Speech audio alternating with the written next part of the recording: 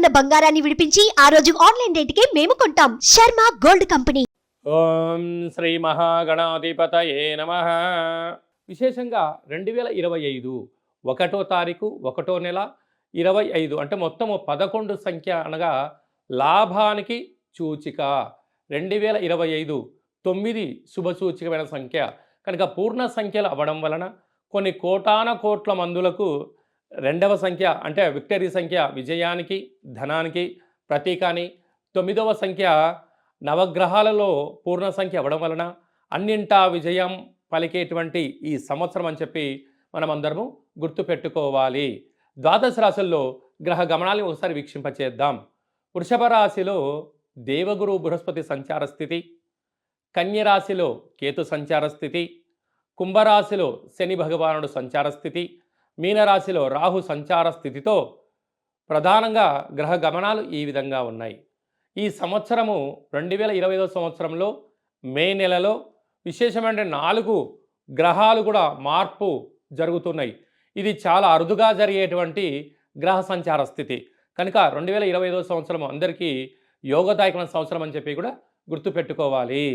వృషభ రాశి వారికి 2025 సంవత్సరంలో ఆదాయ వ్యయాలు ఏంటి, వీరు ఎలాంటి కార్యక్రమాలు ఆచరించడం వల్ల ఎలాంటి విజయాలు పొందొచ్చో ఈ వీడియోలో సవివరంగా సంపూర్ణంగా తెలుసుకుందాం.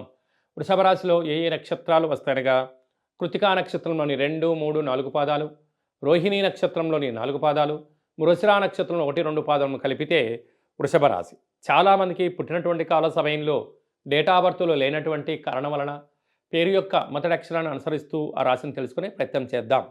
ఈ, ఉ, ఏ, ఓ, వా, వి, ఉ, వే, ఓ అక్షరాల వారందరూ వృషభ రాశి జాతకులే.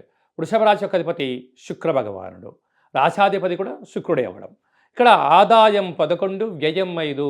చూడండి, ఈ సంవత్సరము అత్యధిక ధనాదాయం సంపాదించబోయే రాశులు, అదృష్ట రాశులలో ప్రప్రథమమైనటువంటిది వృషభ రాశి అని చెప్పి గమనించాలి.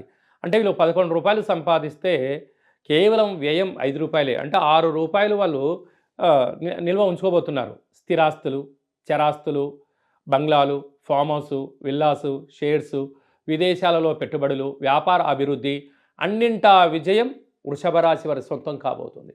అదే కాకుండా బాగా గమనించినట్లయితే రోహిణీ నక్షత్ర జాతకులకు ఆగస్టు నుండి 2026 ఏప్రిల్ వరకు మధ్య 0, చివరి 0 కారణం వలన మనోవేదన, పెట్టుబడిలో ఆటంకాలు, ఇబ్బందులు వచ్చే అవకాశాలు ఉన్నాయి. ఎన్నో తగు సూచనలు అవసరం అని చెప్పి బాగా గుర్తుపెట్టుకోగలగాలి.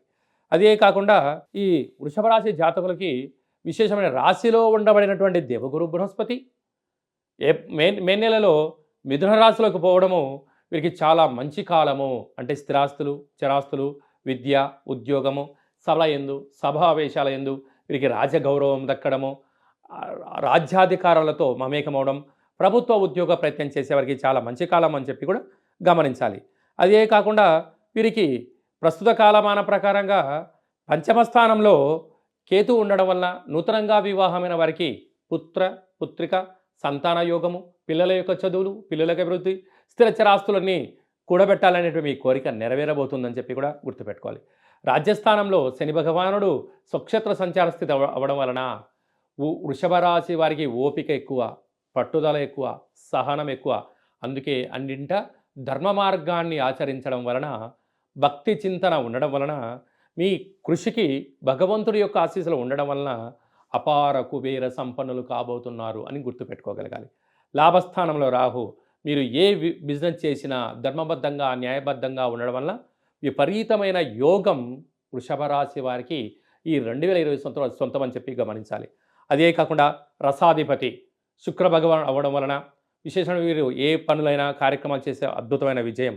వస్త్రాధిపతి నూతన వస్త్రాలు ధరింపచేయడం, బంగారు ఆభరణాలు, స్వర్ణకారితమైనటువంటి బిజినెస్లు, స్విమ్మింగ్ సెంటర్సు, హోటలు, వ్యవసాయ సోదరీమణులకు అన్నింట కూడా వస్త్రానికి, భూములకు, వ్యాపారాలకు సంబంధించినటువంటి అధిపతి కూడా శుక్రుడు అవ్వడం వలన ఎనలేనటువంటి, అంటే గతంలో ఎన్నడూ లేనంత మంచి వస్త్రాలు మీరు కొనుక్కోవడం, విలాసవతమైన జీవితాన్ని పొందడం, కార్లు, బంగ్లాలు, షేర్లు, విపరీతమైన రాజయోగం వృషభ రాశి వారి సొంతం కాబోతుందని చెప్పి కూడా గమనించాలి.